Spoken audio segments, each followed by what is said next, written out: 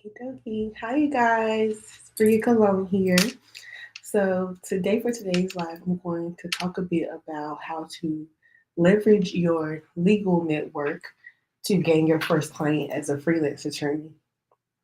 And whether you're considering freelancing straight out of law school or you're considering freelancing as a transition from traditional law, I know it can be an incredible feat and kind of challenging um, to land your first client as a freelance attorney. So I wanted to do a quick story about how I landed my first client as a freelance attorney. I think it's very important to consider your peers, consider the legal network that you already have. You would be surprised with how many people that you may know may already be your target audience, whether it's professors, people you went to law school with, or even relationships that you've built with your internships or your legal assistant or paralegal jobs that you had while you were in law school. And I say, as landing your first client, it's very important to be resourceful with the things that you already have. Of course, we can do things such as, network and find new people that we've never met before. But I think it's also valuable to consider the resources that you already have, that you may already have, that you may be overlooking at some point. Because, for instance, um, looking at your network of peers that you went to school with, they may be they may have a traditional law firm and they may can't hire a full-time attorney yet. So that's where you can step in and assist them with their case overload. You never know. And you went to school with them and you were helping them, you were studying them and they were helping you. And that's just a relationship that can bloom into something new versus the relationship that you had in the past. So even what I was talking about yesterday, it's very important when freelancing to change your mindset around certain things. And one of those things is leveraging the things that you already have, being resourceful with what you already have. And that's what we're going to go over today. So I want to talk about why your network matters. The power of the existing relationships that you have. Even for instance, another example was the people that you worked with before doing internships or your paralegal jobs that you were doing while in law school. They already know your work ethic. They know you as a person. They know your values or your work values at least, and what you're capable of. And I feel like, in a sense, you don't have to sell yourself as much as if you were had to sell yourself or pitch your services to an attorney that you've never met before. Um, so that's why I think it's very important to consider the existing relationships that you have, because even if the existing relationships that you have may not be part of your target audience, they may have friends that are a part of your target audience and they can refer that friend to you or vice versa. So it's very important to be able to hone in and still, find the value of relationships of the past and how that may be able to help you with your future endeavors. Um, and think about how your first network could be an introduction that can lead you to your first referral. That could be your first client. You never know. Um, and so another thing I want to talk about is how to approach your network. I know you're saying you may be thinking, well, how can I address these people with something that may seem so taboo to them? Well, you just may never know what's going on in someone's mind or what plans they may have for the future. You don't necessarily want to put people in a box because of what they may do or whether they're in traditional law, or so they have a law firm, so they just want to do everything the traditional route. That's not necessarily true. People who have law firms, they're still entrepreneurs, they're still business owners, and they still create that space to be to look outside the box in ways that can scale their company, that can grow their company, can grow their business. And sometimes they find that more traditional routes may seem too archaic for their beliefs and values of their company. Or, just like I said earlier, they may not be able to afford the traditional route or afford a full time attorney yet. They still need help with scaling their law firm. And that's where you can just fit right in that company. One thing, though, I would like to mention is that it is still very important that you somewhat align with the people that you want to work with.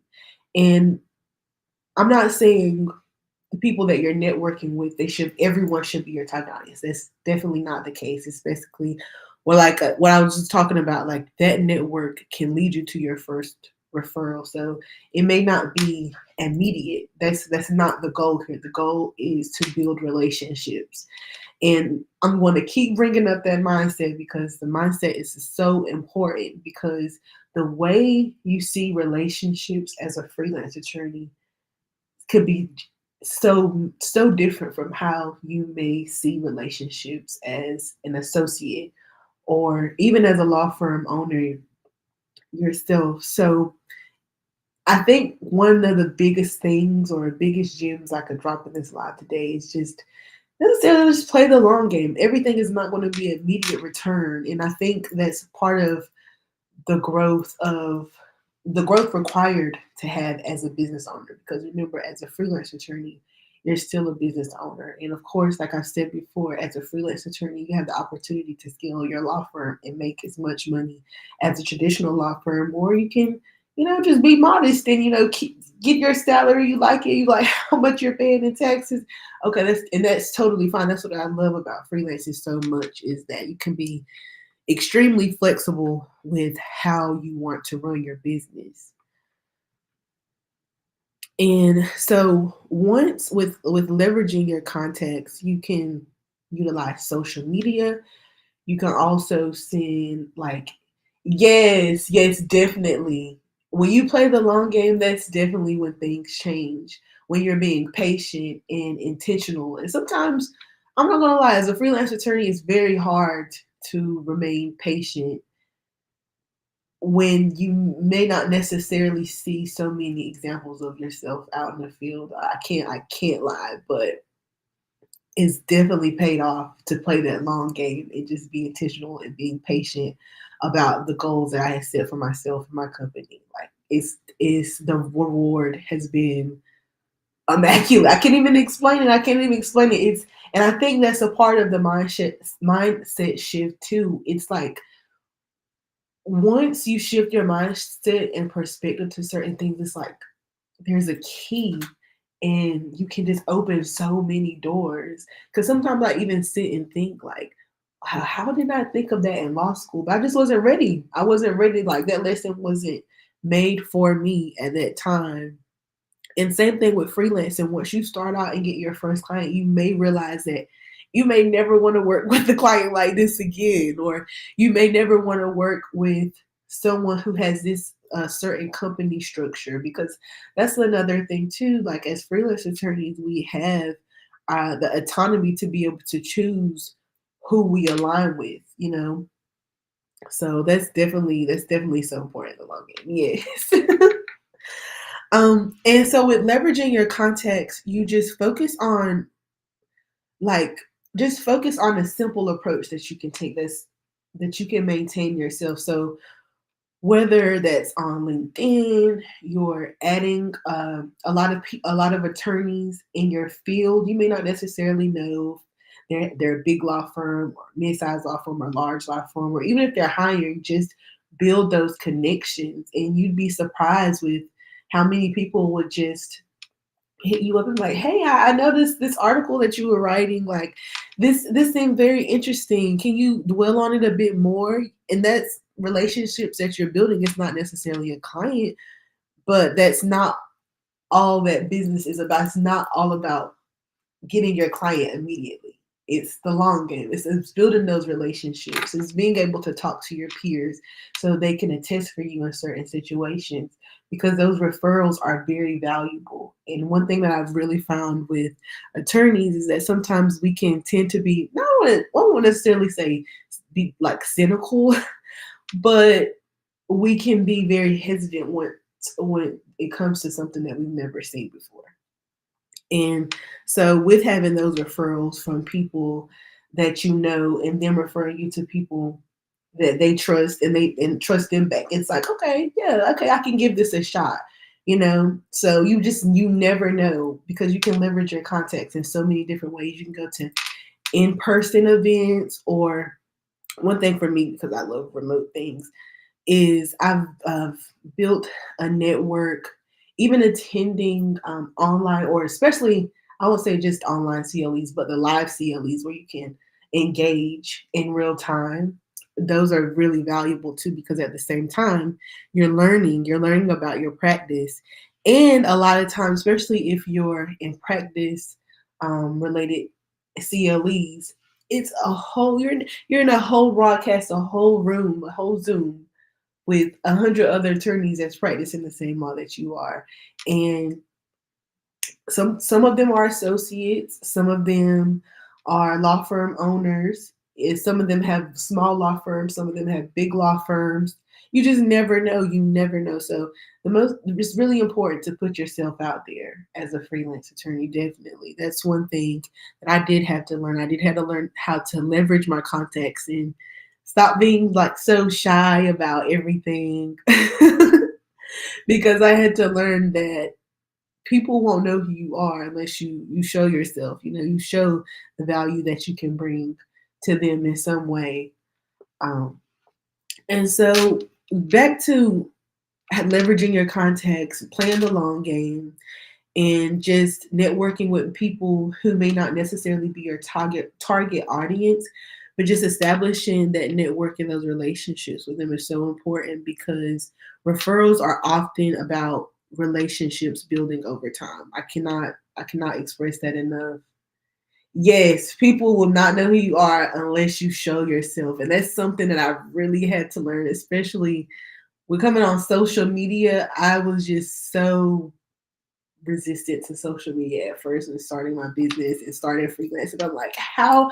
And I'm telling myself, like, you're a remote attorney. How else are people going to see you? You know what I'm saying? Like, it's just it's. I'm gonna say it again. It's that mindset shift. It really is like, that's the biggest part of the battle. I promise you. I promise you. Because once your mindset shifts from scarcity to abundance, then that's what you'll start seeing. And you're like, wow. Like, I remember when I first started freelancing, I really did have imposter syndrome. I'm like, a lot of people don't know what a freelance attorney is, or people are so stuck in their ways. And it's like, then I removed that that old mindset that I had, and I just started seeing more opportunities of people who actually needed my help. It was crazy. It's crazy. It's crazy, but it's not as easy as talking. Like, honestly, it's not. It's something definitely that you have to practice. It's a muscle you have to practice over time. And also, I know referrals and leveraging your network may not be a pathway to immediate results. It can be, but I can share a few gems in um, how you can get more immediate results in terms of finding your first client. And my suggestion was to start to be on certain marketplaces where people are advertising, or not necessarily advertising, but they're putting out that they need help. And Law Clerk is a very good site for that, especially when you're starting out and you want to gain that experience as a freelance attorney. You want to have certain things under your belt. You know, you want to have, because I know for me, especially when I first started out, I was doing personal injury, and I did not want to do personal injury. I always knew I wanted to do immigration. And another mindset shift, I had to tell myself, you are an immigration attorney. You're not a personal injury attorney. Like, if any of my peers or my friends see this, like, I remember I was saying for months, do not let me tell you that I'm a freelance attorney and I practice personal injury law. No, I knew what I want to be. And I know the thing is, people, whatever your liking is, that's up to you to figure out. And I knew I figured it out. I just was not stepping into my purpose that I need to step in. Yes, definitely. Mindset is everything. Yes, yes, yes. And yes, exactly. You're going to slip. It's going to be so easy to put yourself in that old mindset when once you see things that don't necessarily go your way, but it's definitely still a part of the journey. Because even if you were doing things that weren't your purpose, things wouldn't go your way. And you probably would hate it. Like, the reward wouldn't even be worth it. So I just wanted to thank you so much for joining my live today. I'll be on tomorrow, same time at 5:30, and I'll be talking more about ways that you can get your first client as a freelance attorney. And if you want to know more specific steps on freelancing, you can always download our free e-guide on how to become a freelance attorney, or you can book a free consultation with me and we can discuss different ways how you can execute your plan on finding your first client. Thank you so much for joining this live. I'll see you guys soon. Bye bye.